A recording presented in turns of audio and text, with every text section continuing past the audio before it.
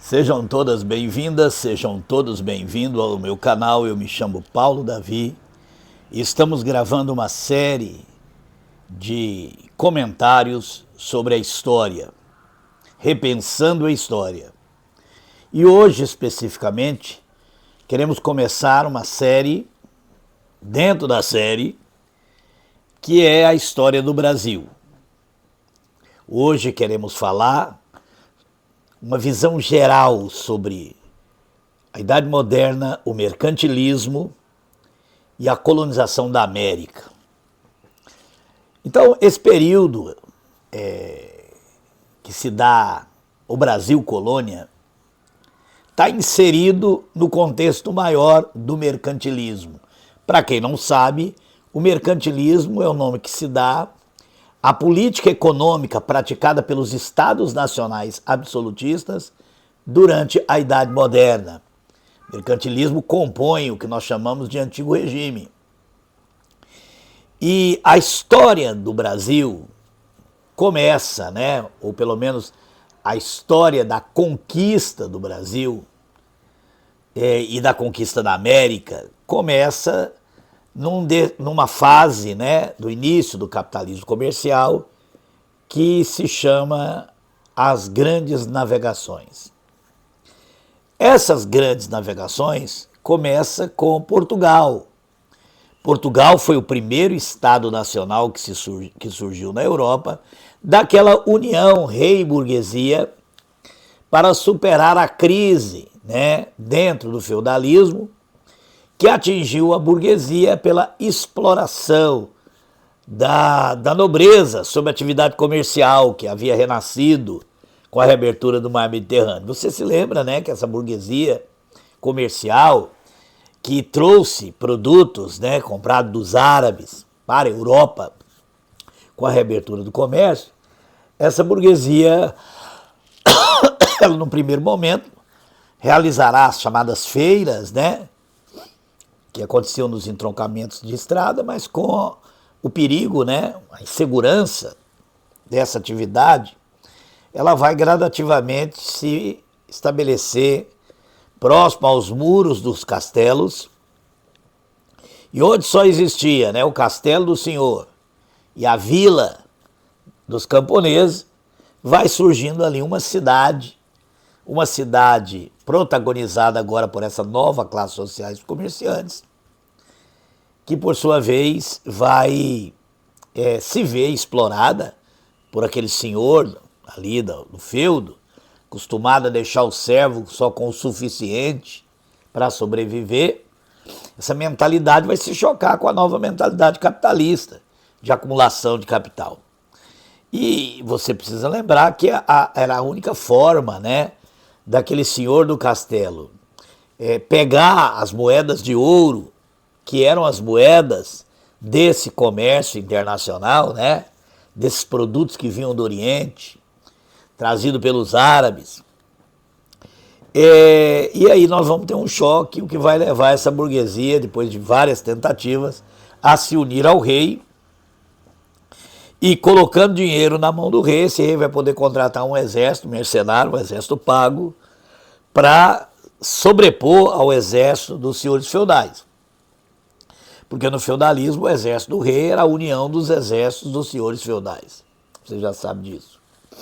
Agora o rei tem um exército pago e com essa força militar ele vai subjugar a nobreza, vai delimitar um território para seu povo e assim vai nascer o Estado Nacional moderno.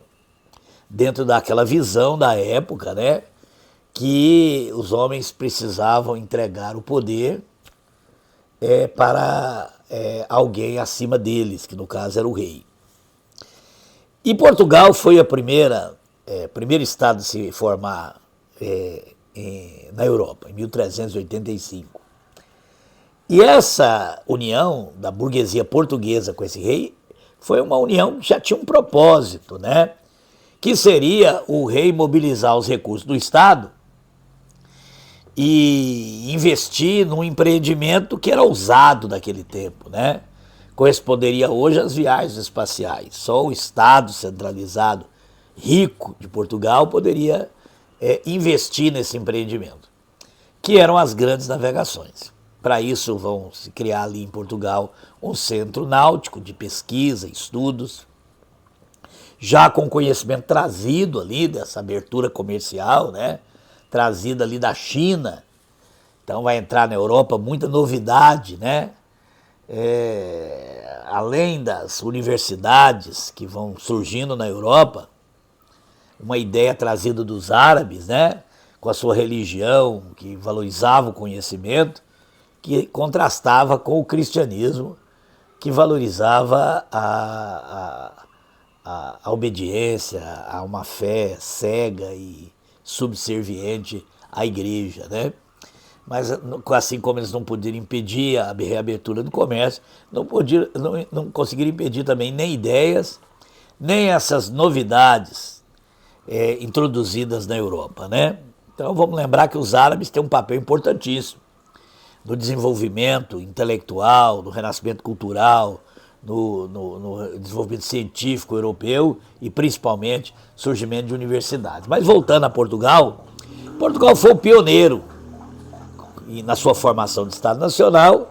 Isso só foi possível por causa dessa associação com a burguesia, que tinha um objetivo claro, que era romper contra o monopólio, romper o monopólio, que as cidades italianas, cidades livres que haviam surgido ainda naquele processo de tentar sair fora da exploração dos senhores feudais, surgiu algumas cidades livres, entre elas Gênova e Veneza, que por sua vez acabaram monopolizando o comércio do Mediterrâneo, aquele comércio que foi reaberto com as cruzadas.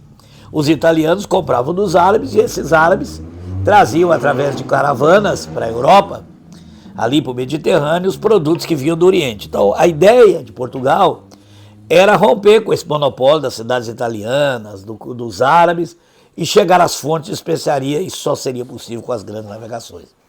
E foi nesse contexto das grandes navegações, que vão começar em 1415, né, depois de todo um centro de estudos náuticos e desenvolvimento de uma série de equipamentos náuticos e mapas, e reunindo ali navegadores, astrônomos e inventores, engenheiros navais, portulanos, né, aqueles caras especializados em mapa de costa. Eles decidiram chegar às Índias, contornando a costa africana. Essa expedição começou em 1415 e em 1498, né, Vasco da Gama chega às Índias, a Calicut nas Índias, e faz a sua primeira compra direta de especiarias. Em 1500, Pedro Alves Cabral, um militar, ele parte com 13 caravelas armadas, com soldados, justamente para ir às Índias e impor o monopólio comercial português ali. Vamos lembrar que essa chegada de Vasco da Gama às Índias sucedeu um evento importante, que foi a centralização do Estado espanhol, através do casamento de Isabel de Castela e Fernando de Aragão, e a expulsão dos árabes que ainda se encontravam em seu território. Bom, isso aconteceu em 1492. Portugal já estava quase chegando às Índias, e a Espanha, né, precisava, de alguma forma, entrar nessa corrida. E nesse desespero, os reis católicos, Fernando e Isabela, entregaram a um navegante genovês, que era um astrônomo e muito conhecedor, né, da navegação, de astronomia, mas que tinha uma ideia equivocada na época, que era a ideia que a Terra seria bem menor do que os cálculos que existiam naquele tempo. Então ele acreditava que se navegasse para o Ocidente, chegaria às Índias primeiro que os portugueses, e os reis católicos, não tendo outra opção, né, resolveram entregar para Cristóvão Colombo 3 caravelas, e em 6 meses Cristóvão Colombo estava completando a sua missão, não de chegar às Índias, né? Ele estava equivocado. A Terra não era do tamanho que ele acreditava que era, e ele também desconhecia que havia entre a Europa e a Ásia um continente chamado América. E essa chegada de Colombo à América, né, ela vai levar a uma disputa entre Portugal e Espanha. Vários tratados vão ser celebrados, entre eles a Bula Intercepta, do Papa espanhol Alexandre VI, que evidentemente não foi aceita por Portugal. Pelos conhecimentos que Portugal já tinha, Portugal sabia que havia terras ao sul de onde Colombo tinha chegado, e tratou de estabelecer um outro tratado, chamado Tratado de Tordesilhas, que acabou dando, né, na América uma faixa que é hoje que seria hoje um terço do atual estado do Brasil. Essa faixa ali no litoral ficaria para Portugal, porque o Tratado de Tordesilhas estabelecia que a 370 léguas a oeste de Cabo Verde, a Bula Intercepta era 100 léguas, Portugal conseguiu empurrar isso nesse novo tratado. O que ficasse a oeste seria de Portugal, o que ficasse a leste seria da Espanha. Como só existia Portugal e Espanha naquele momento, porque Inglaterra e França estavam lutando numa guerra, disputando território, disputando domínio, né? E as outras nações ainda estavam longe, né, de completar essa aliança, né, entre rei e burguesia, que vai fazer nascer o Estado Nacional. E assim, em 1500, além desse objetivo do militar Pedro Álvares Cabral de chegar e impor um monopólio comercial na Índia, ele também deveria vir ao sul da América, onde Portugal havia conquistado provavelmente uma parte do território, e ele constatou isso, né, ao chegar aqui. Ele deveria reconhecer, porque naquele momento o objetivo de Portugal era comprar especiarias. O grande mercado europeu estava atrás desses produtos que vinham do Oriente, as chamadas especiarias orientais, que eram na sua grande maioria tempero, que revolucionou, né, o padrão de vida europeu, e outros produtos artesanais como sedas e perfumes, etc.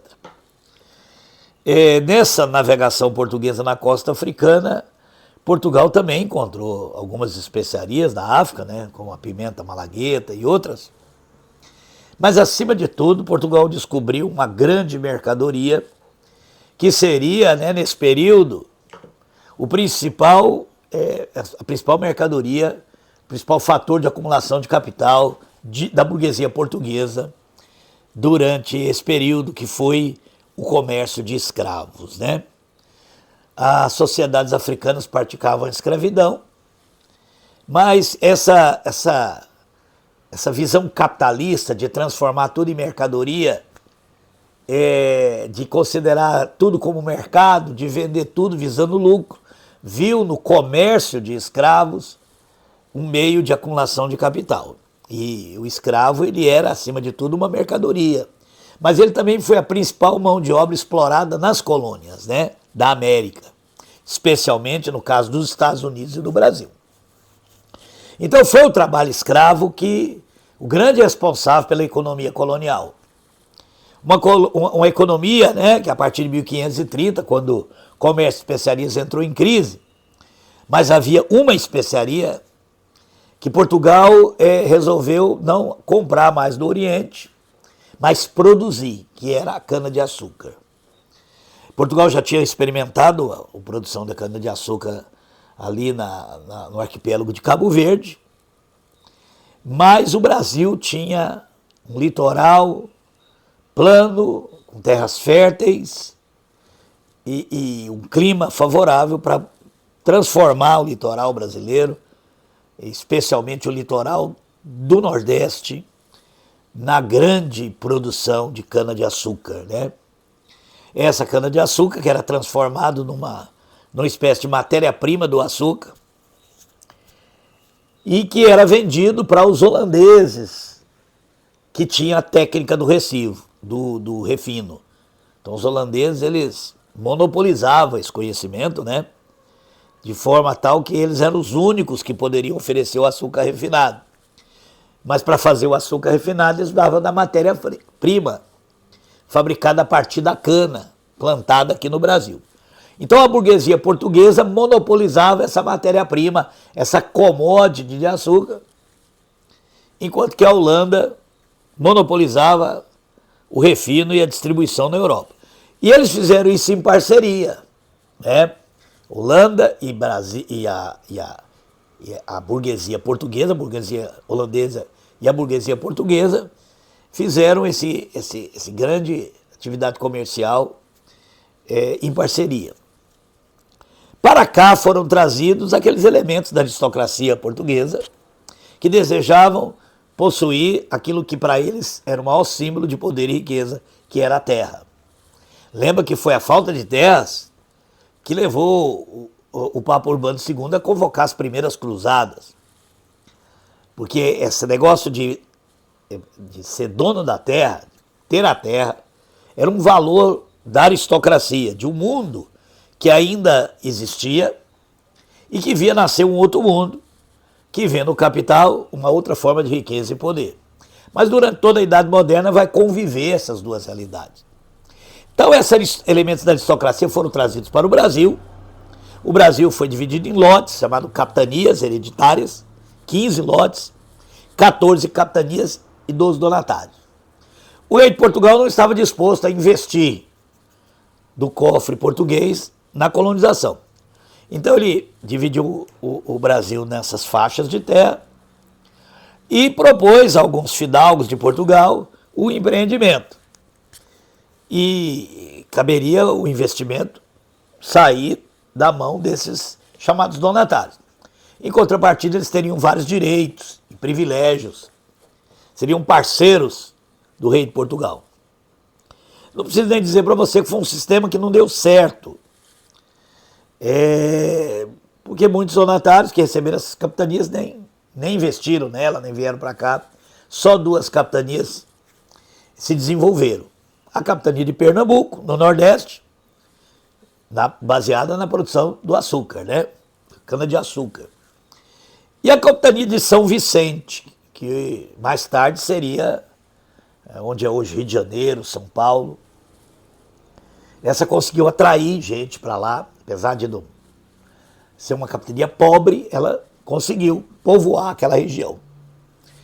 Então, por causa desse fracasso do sistema de capitanias hereditárias, foi estabelecido aqui um governo geral que vai ser responsável de centralizar a administração colonial.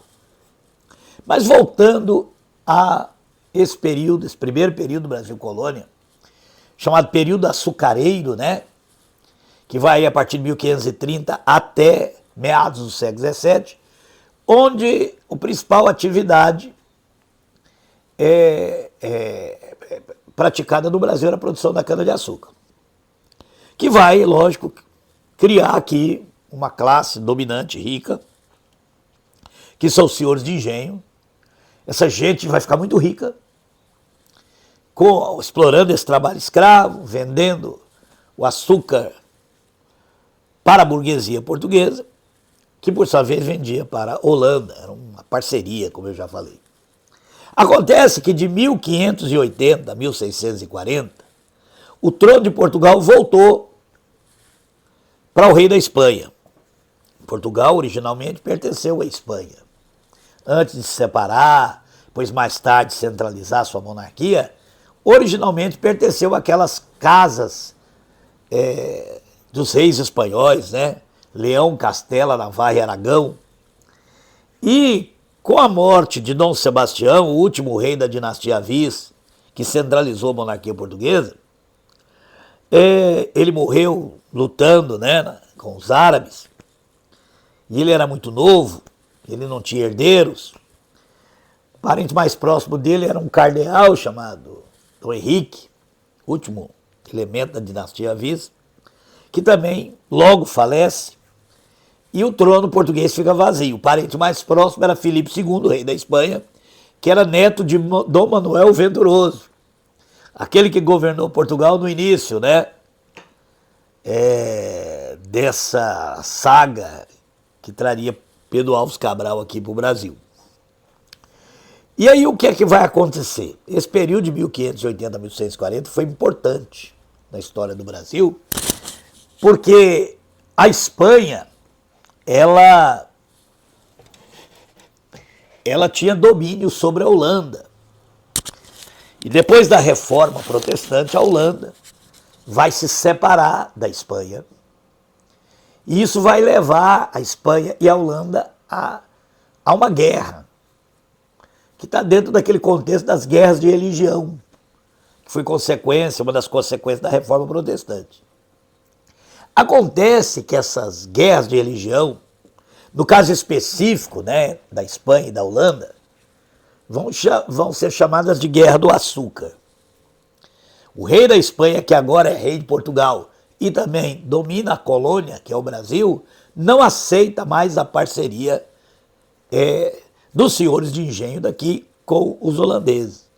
Os holandeses vendiam os engenhos, financiavam a lavoura de cana, ajudava no transporte, comprava toda a carga da burguesia portuguesa.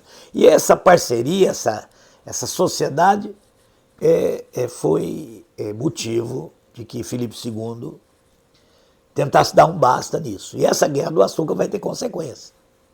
Por exemplo, a Holanda vai atacar os entrepostos comerciais da costa africana, entrepostos comerciais portugueses, né, as feitorias portuguesas da costa africana, de onde Portugal comprava principalmente escravos, e vai impedir a vinda de escravos da África para o Brasil, para atingir os senhores de engenho, obviamente, que não faziam nada sem os escravos.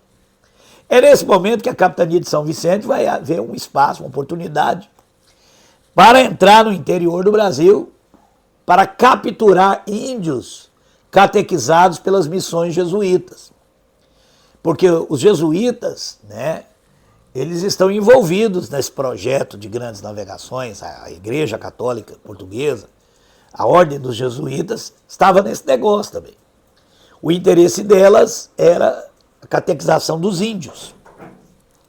E essa catequização dos índios, elas acabou fazendo com que, nessa parceria jesuítas e índios, os jesuítas tomassem conhecimento das especiarias conhecidas pelos índios, que eram remédios, raízes e uma série de produtos da floresta, das florestas brasileiras, e que eram contrabandeadas pelos jesuítas como meio de angariar fundos para sua ordem religiosa. Então, os jesuítas foram os primeiros grandes traficantes de drogas no Brasil, as chamadas drogas do sertão, que era o nome que se dava a essas especiarias aqui do Brasil. Então, os jesuítas não permitiam a escravização do índio no Brasil. Uma outra razão que a escravização do índio também nunca foi bem vista é que o tráfico negreiro era um grande negócio. Foi o principal fator de acumulação de capital.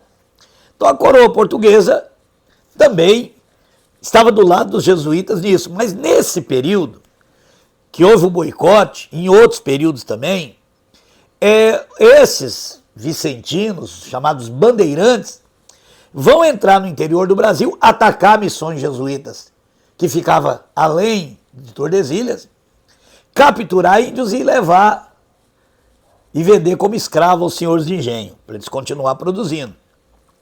E foi nessas incursões no interior do Brasil que vai ser descoberto o ouro, que era um dos grandes sonhos, né, de Portugal, encontrar o Eldorado, porque naquele momento o ouro era o que havia de mais importante no capitalismo, já que as moedas, a moeda internacional, do comércio internacional, era cunhada em ouro. Então só existiam duas maneiras dentro do mercantilismo de você ter o ouro. Ou vendendo mercadorias com lucro, em troca de moedas de ouro, e acumulando ouro, ou encontrar minas para ser exploradas. Os espanhóis tinham encontrado esse tipo de coisa ali onde é hoje o México. Os astecas, né, conheciam a mineração, e especialmente a mineração do ouro, e praticamente foram destruídos, praticamente não, foi uma civilização avançada, destruída pelos espanhóis por causa do ouro, que foi levado para a Espanha. A gente chama isso de mercantilismo bulionista, porque trabalha direto com mineração.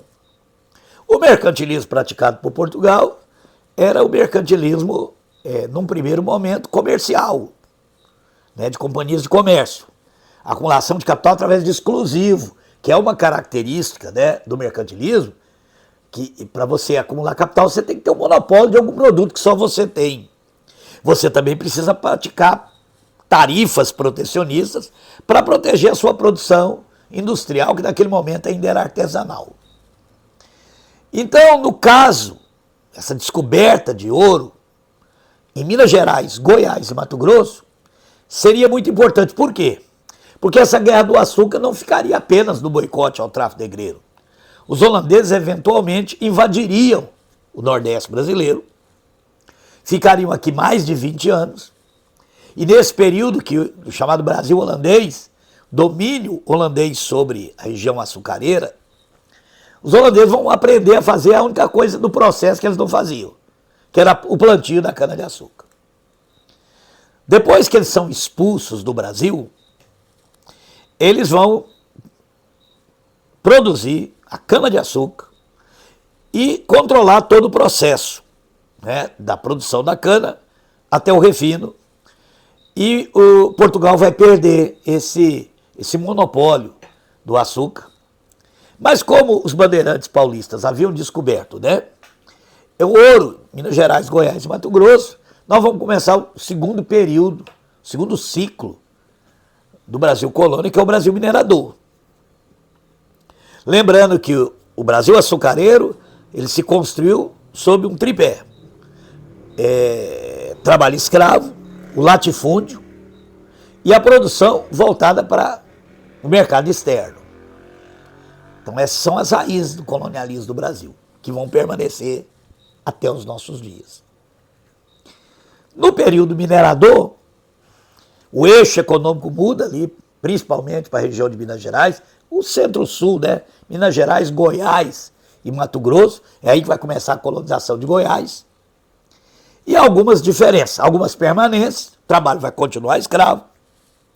Uma das diferenças é que muitos portugueses vão mudar para a região mineradora e ter o privilégio de receber o direito de exploração dessa região, o que vai deixar os paulistas muito contrariados, porque eles foram os grandes descobridores das minas, mas Portugal, é óbvio, vai favorecer o elemento português.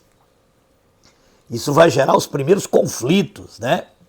Nós já tínhamos tido um conflito que a gente chama de revoltas nativistas, lá na região açucareira, entre os comerciantes portugueses, né, de Recife e os produtores, senhores de engenho, de Olinda. Vamos ter também conflitos na região mineradora, como revolta de Filipe dos Santos, guerra dos Emboabas. Ou seja, essa política de Portugal, política colonial, já começa a deixar o descontentamento aqui na colônia. Uma outra diferença, o que não mudou é o trabalho escravo. Mas uma diferença é que a mineração vai produzir um surto urbano. Então, é uma atividade que vai gerar cidades. E o surgimento de cidades, obviamente, vai promover uma diversificação econômica. Especialmente vai fazer surgir uma classe média urbana. E essa classe média urbana, que vai mandar seus filhos estudar na Europa, né? E que é o resultado também, ela sai da classe rural, de mineradores. Esses mineradores vão mandar seus filhos estudar na Europa, para as grandes universidades. Então vai vir para cá médicos, advogados e todo tipo de profissional de formação acadêmica universitária. Gente que vai conhecer na Europa outros ares, porque enquanto a colônia aqui visa atender os interesses portugueses, a Europa já temos o iluminismo, né? Efervescendo as universidades, ou seja, o sistema colonial está entrando em crise, principalmente porque no século XVIII a Inglaterra, que já havia derrubado o absolutismo no século XVII, vai fazer revolução industrial, produzir em série e dominar mercados europeus e tirar outras nações, que foram grandes potências durante o mercantilismo, do domínio do mercado europeu, entre eles a França. Por isso que é na França que vai florescer com força o iluminismo. E essas ideias vão chegar aqui no Brasil e vão ser responsáveis pelo primeiro movimento emancipacionista de libertação no Brasil, que foi a Conferência Mineira de 1789, né?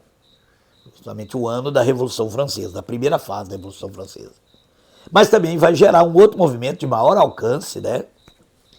Que é a Conjuração Baiana de 1798, já no finalzinho do século XVIII. Essa de maior alcance porque vai ser inspirada na segunda fase, da fase popular da Revolução Francesa. Então nós temos aí dois períodos.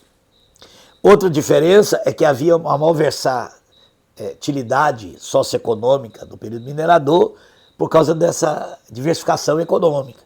A ascensão, por exemplo, da classe média, o surgimento da classe média, mostra uma nova fase, né, na sociedade brasileira.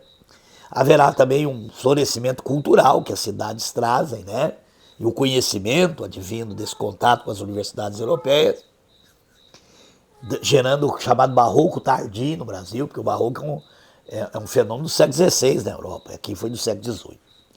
Então nós temos esses dois períodos que marcam o período colonial, o período açucareiro, o período minerador, e o período minerador com essas novidades, né? Surto urbano, um maior conhecimento, os primeiros movimentos buscando a emancipação do Brasil.